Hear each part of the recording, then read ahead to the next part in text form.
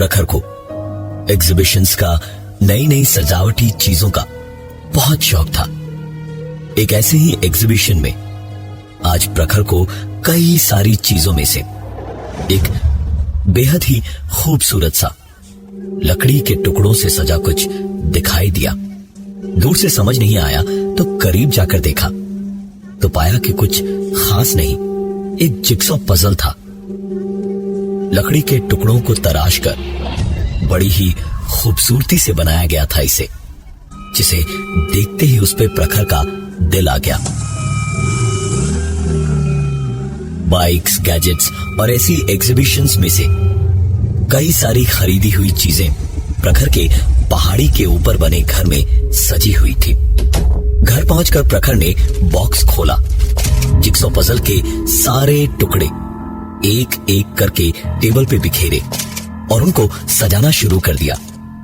सारे टुकड़े जोड़ते जोड़ते उसके चेहरे पर हैरानी सी आती जा रही थी और कुछ टुकड़ों को जोड़ते ही हैरानी से उसकी आंखें फैल गईं, क्योंकि पजल में बिल्कुल प्रखर की तरह सोफे पे बैठा कोई इंसान बना हुआ था।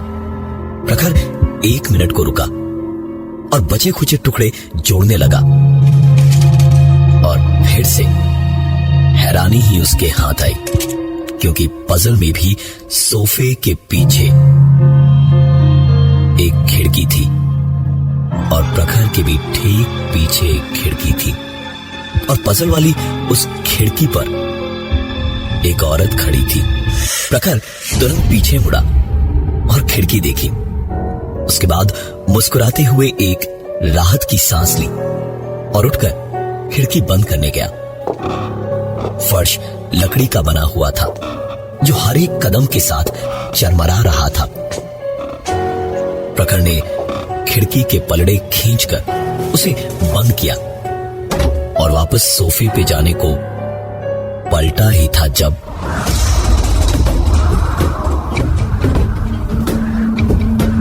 एक पल को प्रखर बुरी तरह से घबरा गया, लेकिन फिर अगले ही पल खुद पे ही हंसता हुआ उसने वापस खिड़की को खींचकर बंद किया।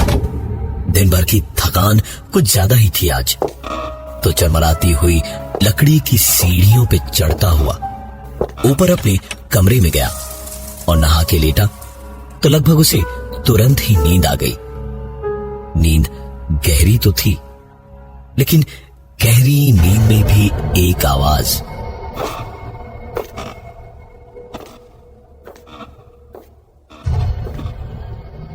पहाड़ों के सन्नाटे में ऐसी सुनाई दे रही थी कि अपने आप गहरी नींद से आंख खुल गई। जरूर कोई चोर घुस आया है। प्रखर बेहद अमीर था, इसलिए मशहूर भी था उस छोटी सी जगह पर। वो चुपचाप दबे पांव बिना कोई आवाज किए उठा और पलंग से उतरकर अपने कमरे के दरवाजे तक गया। पहले वो जिक्सॉ पजल और फिर ये। प्रखर बिना कोई आवाज किए अपने घुटनों पर बैठा और झुक के दरवाजे के नीचे से देखने की कोशिश करने लगा कि बाहर क्या हो रहा था। जो कोई भी था वो बिल्कुल आराम से बेखौफ ऊपर चढ़ रहा था और अब अंदर से बिल्कुल अंधेरे कमरे के ठीक सामने दरवाजे के बाहर प्रखर को परछाई देखकर समझ आ रहा था कि एक जोड़ी पैर आकर रुके और घूमकर दरवाजे की ओर घूम गए। प्रखर हड़बड़ाकर थोड़ा सा पीछे हटा, लेकिन फिर घबराहट में उठा और दरवाजे की चिटखनी लगाई। प्रखर वापस पलटकर हाथ में खुद की हिफाजत के लिए कुछ ढूंढ ही रहा था जब दरवाजे की चिटखनी अपने आप घूमी और फिर दरवाजा जोर की आवाज के साथ अपने अपने आप खुल गया।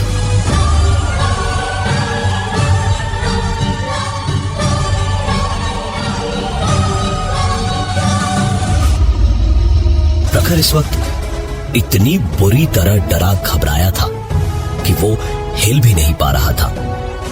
पसीने से इस ठंड में भी बदन तरबतर था।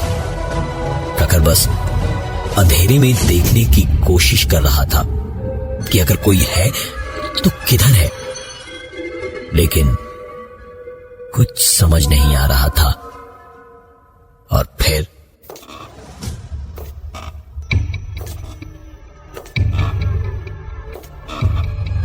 एक के बाद एक कदम धीमे धीमे आगे बढ़े।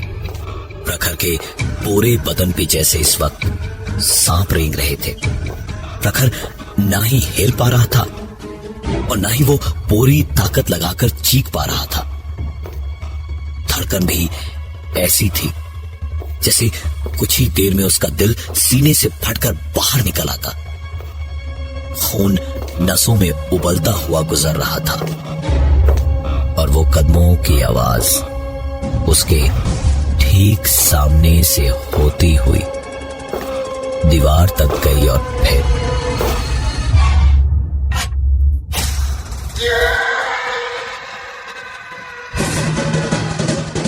खिड़की खोलकर जैसे कोई बाहर कूद गया। इस आवाज के होते ही प्रखर ऐसे उठा जैसे कबूतर बिल्ली के पंजे से छूटता हो। उछलकर प्रखर स्विच बोर्ड तक गया और कमरे की बत्ती जलाने पर देखा कि कमरा तो खाली ही पड़ा था।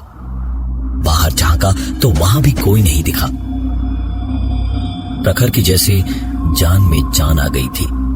उसने राहत की सांस तो ली, लेकिन एक घबराहट अभी भी थी जिसकी वजह से नींद दोबारा नहीं आ रही थी उसे। तकरीबन 2 घंटे प्रखर ऐसे ही बैठा रहा। जब दोबारा और कुछ नहीं हुआ तो प्रखर की थोड़ी हिम्मत लौटी। वो वापस नीचे ड्राइंग रूम में गया।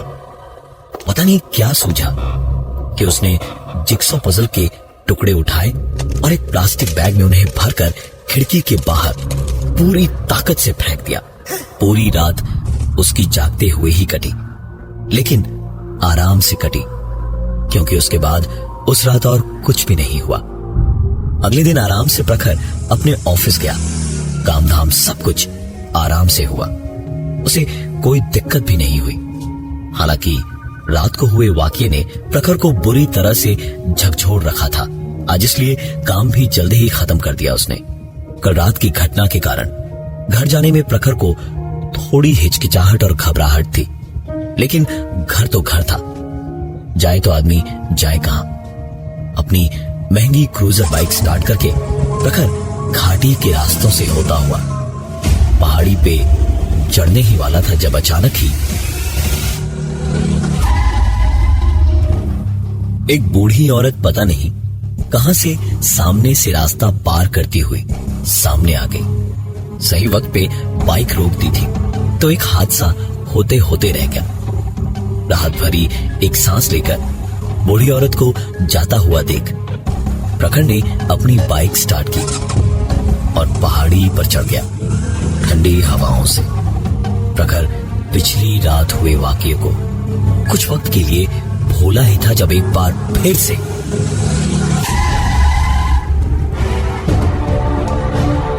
प्रखर की आंखें हैरानी से फैलती चली गई, क्योंकि उसकी बाइक जितनी देर में पहाड़ पे 3 किलोमीटर नहीं आई थी, उससे पहले ही वही बूढ़ी औरत दोबारा सड़क के किनारे एक पत्थर पर उसके ठीक सामने बैठी थी।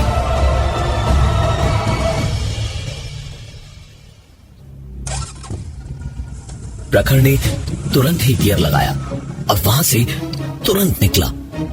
तकरीबन 3 किलोमीटर ही और गया था जब वही औरत फिर से उसे सड़क के किनारे दिखी। इस बार प्रखर ने अपनी बाइक नहीं रोकी। वो चलता गया और सीधा अपने घर आकर ही रुका और तुरंत ताला खोलकर अंदर आया। घर घर में घुसकर उसने सबसे पहले सारी खिड़कियां बंद की और ऊपर के कमरे की खिड़कियां बंद करने को जैसे ही सीढ़ियों के पास गया तो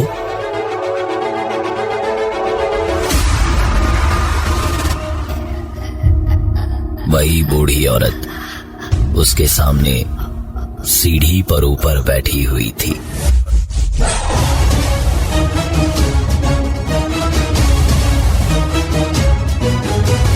कोई भी होता तो घर के अंदर नहीं रुकता।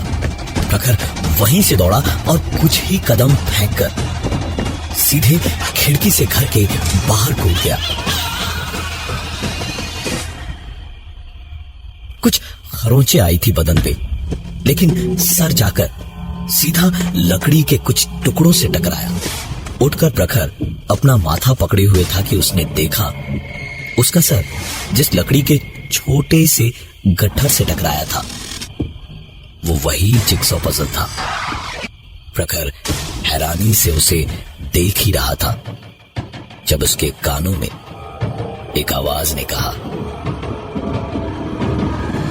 जल्दी बनाओ वरना तुम्हारी उल्टी गिनती शुरू।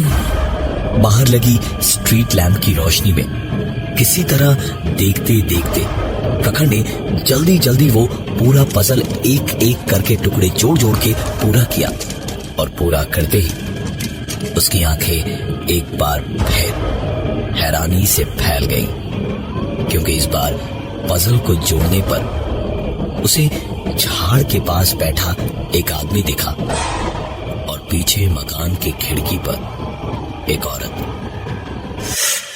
प्रखर ने सामने झाड़ देखा और फिर